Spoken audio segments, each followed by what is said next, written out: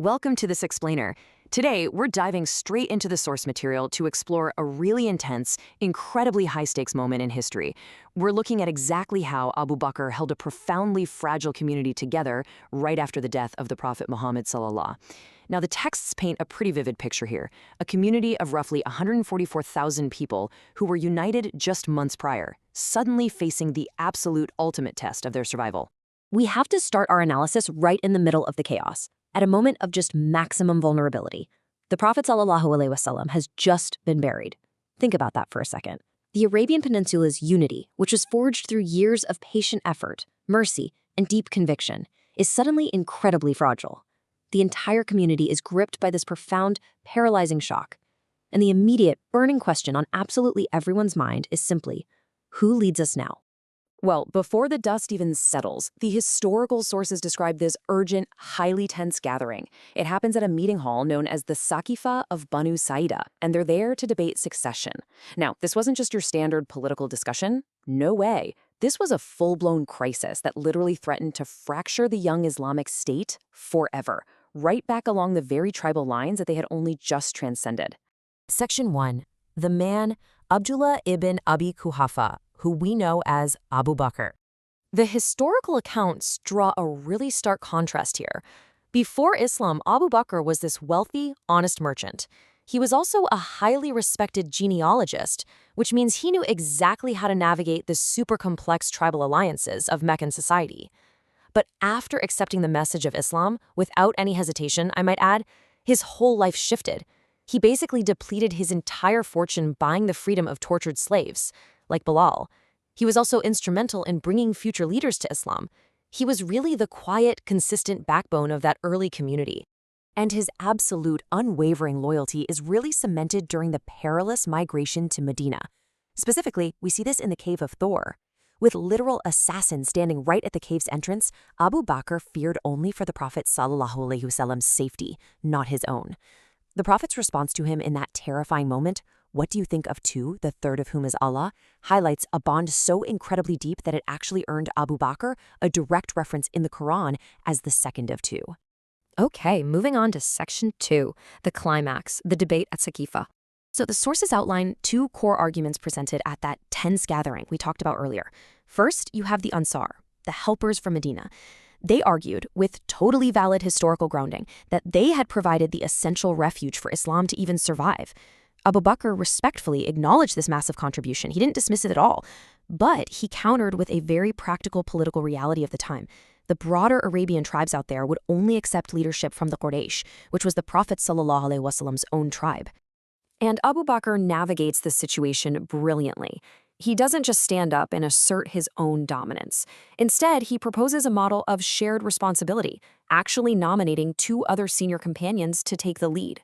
But Omar, recognizing Abu Bakr's unique and undeniable closeness to the Prophet ﷺ, steps forward instead and pledges his allegiance directly to Abu Bakr. And just like that, consensus is reached. The Ansar and the Muhajirun both pledge their allegiance in what becomes historically known as Bay'at al-Saqifa.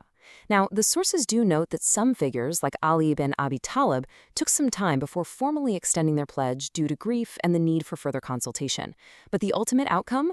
It was a unified decision that successfully prevented what would have been a catastrophic civil war right out of the gate.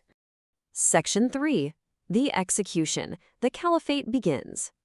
Right, so with the succession crisis officially averted, Abu Bakr becomes the caliph. And the historical record of his inauguration speech? It sets a profoundly new standard for governance. He stands up and states, "I am not the best of you. If I do well, help me. If I do wrong, then correct me." To put that into perspective, think about the absolute monarchs ruling other empires during that era. In stark contrast to them, he explicitly disclaims superiority and directly invites accountability from his people. He goes on to say something even more impactful, "Obey me as long as I obey Allah and his messenger." This quote brilliantly illustrates a foundational shift in political theory. His authority is entirely conditional. It is explicitly subordinated to divine guidance. Basically, if he strays from that path, the people owe him zero obedience.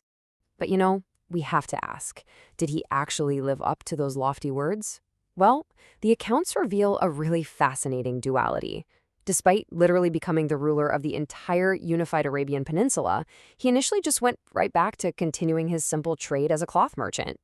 Even more remarkably, the sources tell us he secretly delivered food and assistance to an elderly blind woman in Medina, seeking absolutely no public recognition for it whatsoever. However, this humble servant's leadership was immediately put to the test by some massive existential threats. Distant tribes started apostatizing, claiming that their allegiance had simply died with the Prophet ﷺ.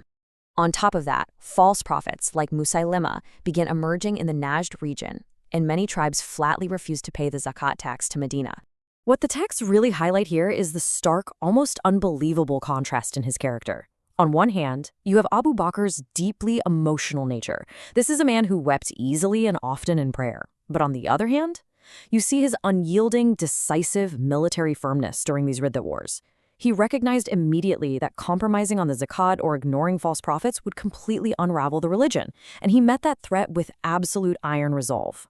Those fierce battles, though, they came at a terribly heavy cost. During the Battle of Yamama, many of the Hafaz, these are the companions who had memorized the entire Quran, were tragically killed in combat. Umar ibn al-Khattab recognized the terrifying danger here instantly. If the memorizers die out, the Quran itself could actually be lost.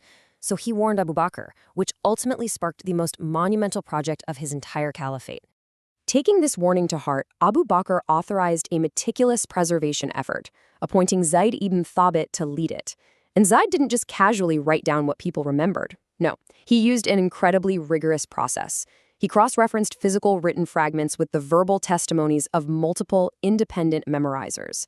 This monumental effort ultimately created the very first complete, unified written text, the Mus'haf.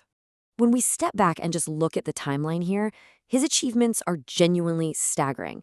In just over 2 years, from 11 AH to 13 AH, Abu Bakr united the Ummah, won the Ridda Wars, and initiated the compilation of the Quran. And finally, on his deathbed at age 63, he completely secured future stability by formally nominating Umar to be his successor. Section 4. The Legacy. 8 Modern Lessons.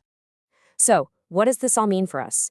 Distilling this history into actionable takeaways, Abu Bakr's life clearly demonstrates that legitimate authority openly invites accountability. It shows us that emotional honesty pairs perfectly with the theological clarity you need in a crisis. It proves that wise leaders actively plan for succession, and above all else, true humility is something that is lived in the dark, not just spoken about from a pulpit. But the most crucial variable in all of this is time. 2 years. He led the community for roughly 2 years. Yet the sources illustrate perfectly that a short period of incredibly dedicated, principled service can produce consequences that literally echo across centuries. As we wrap up this explainer, a final, really provocative thought emerges from the source material. Will you measure your impact by the time you serve, or by the depth of your devotion? Abu Bakr's history proves for sure that it's not about how long you hold a position, but your steadfast commitment to your principles while you're actually there. Stay curious and keep exploring the sources.